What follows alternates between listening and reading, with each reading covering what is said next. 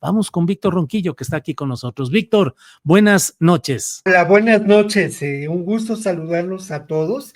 Y voy a empezar, lo lamento, por una disculpa con las personas que amablemente nos escuchan. Tengo el compromiso de mandarles el libro de la guerra cultural y cognitiva.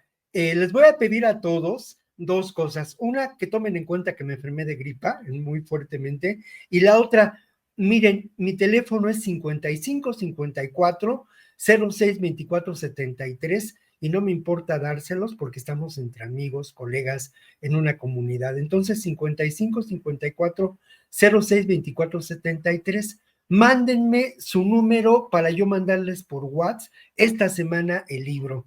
Y bueno, dicho esto, mi querido Julio, y esta disculpa para todas las personas que amablemente han respondido, yo quisiera entrarle al tema, sí, de esto que has mencionado que es grave, el tema de la desestabilización. Creo que estos propósitos son muy claros, que lo han sido desde hace ya algunos 3 años o 4 años, pero que en este momento se agudizan. Y se agudizan por este sector que, de acuerdo a una canción de protesta que escuché, y eso, una canción de protesta que escuché hace unos días, y que hablaba ni más ni menos de que los restos de don Porfirio no están allá en Francia, están aquí en México, y son estos personajes que lamentablemente se exhiben, que han caído en un ridículo atroz, pero que finalmente sí ponen una situación tensa, sí exponen la dimensión de la democracia y sí aprovechan el descontento que existe en muchos sectores de grupos de distintas clases sociales, pero predominantemente de la clase media, hasta geográficamente localizada aquí en la Colonia del Valle, para estos exabruptos, ¿no? Y ya veremos hasta dónde llegan esos exabruptos y hasta dónde llega esta intentona de erigirse como la nueva salvadora de la patria, no Lili Telles, sino esta Alessandra, la alcaldesa de la Cuauhtémoc, que actúa, y esto hay que señalarlo también, ya conforme a un guión establecido y armado por este grupo de la derecha internacional. Una voz recalcitrante, una voz que francamente deja ver su enorme ignorancia sobre los procesos históricos, sobre la construcción de la democracia y que pues sin duda asume posiciones que parecerían muy próximas a Milei, a Bolsonaro y obviamente a los desplantes belicistas de Trump. Pero vamos a hablar, Julio, de dos temas, ya me fui con un tercero, casi, pero dos temas, ¿no? Uno de ellos tiene que ver con esto, ¿no? Con este tema de la desestabilización y con lo que ocurre con una de las muchas declaraciones de estos personajes ligados a Trump, de estos halcones del trumpismo, ¿no?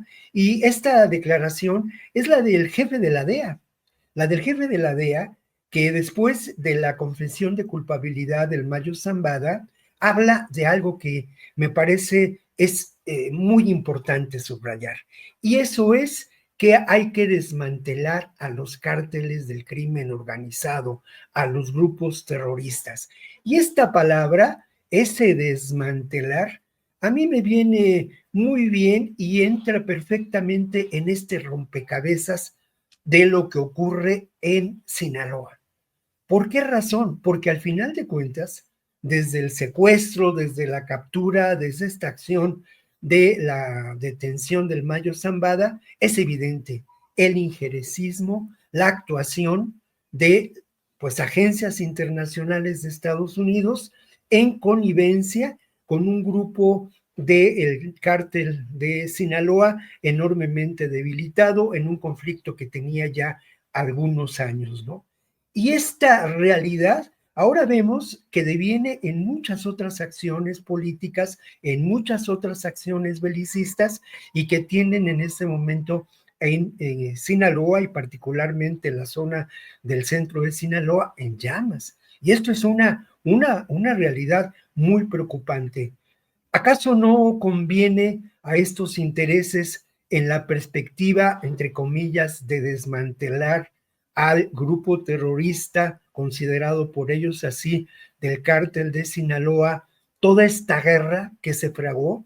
¿Acaso no es posible que hayan instrumentalizado al grupo criminal, entre comillas, y que hayan propiciado esta situación que además, indudablemente, hubiera podido convertirse en un foco de violencia que se externalizara hacia diferentes regiones del país, lo cual no ocurrió? Y no ocurrió, me parece, porque, aunque no se diga, sí se ha acercado este conflicto de una manera inteligente y estratégica, ¿no? Entonces, esto me parece que sí puede ser una especulación periodística, pero hay elementos, mi querido Julio, para considerarlo, ¿no?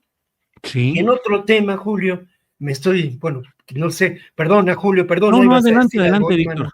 Bueno, Adelante, por en el favor. otro tema, sí, obviamente, yo quiero referirme a un informe de Amnistía Internacional que se publica en relación al próximo 30 de agosto, que se conmemora el Día Internacional de las Personas Víctimas de Desaparición Forzada. El informe se llama Desaparecer otra vez, y es cierto, se han publicado, no, mira, se ve mal con la luz, pero se han publicado muchos informes en relación a esta terrible realidad, a esta pues tragedia que nos habla de la catástrofe humanitaria desatada desde el 2006, cuando la guerra de Calderón. Pero lo interesante de este informe, Julio, es que se refiere a las condiciones de las personas buscadoras, a estas colectivas de madres, de hermanas, de esposas de quienes han sido víctimas de desaparición en este país. En ese sentido, habla de la extrema violación a los derechos humanos que han sufrido estas personas, de ese patrón y de esa sistemática acción de las autoridades en relación a las personas desaparecidas. Condiciones muy tristes. Podemos hablar de más de 30 personas asesinadas, personas buscadoras desde 2011 hasta nuestros días.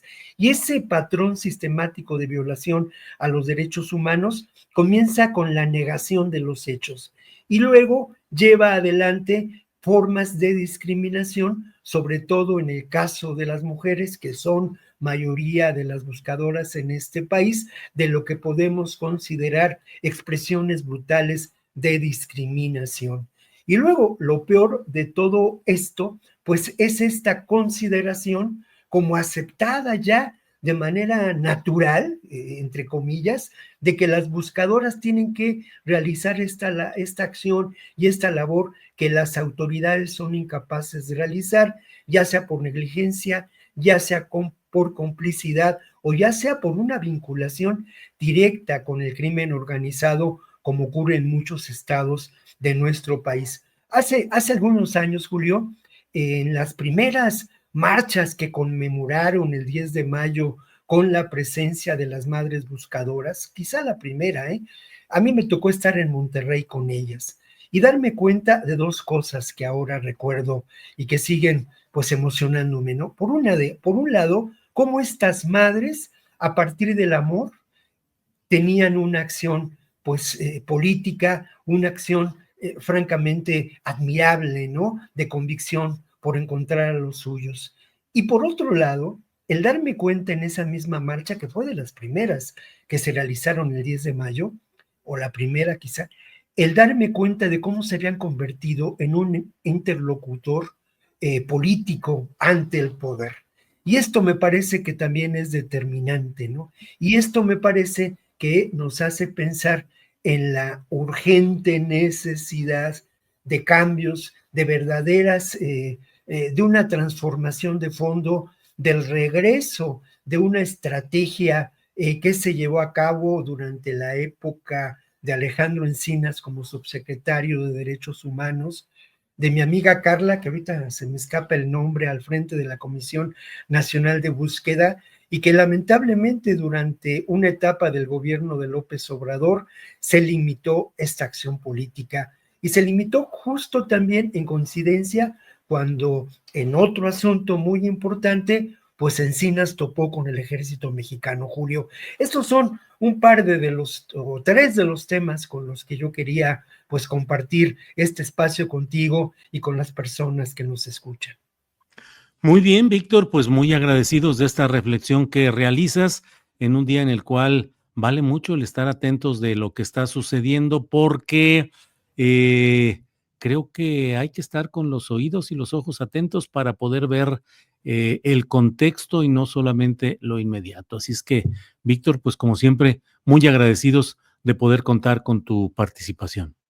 Te mando un abrazo muy fuerte, Julio, y un saludo para todas las personas que amablemente nos escuchan y siguen este espacio independiente. Y yo me siento, pues, francamente, fortalecido en mis convicciones por la existencia de este espacio, mi querido Julio. Víctor, gracias como siempre. Nos vemos la próxima semana. Hasta luego. Gracias.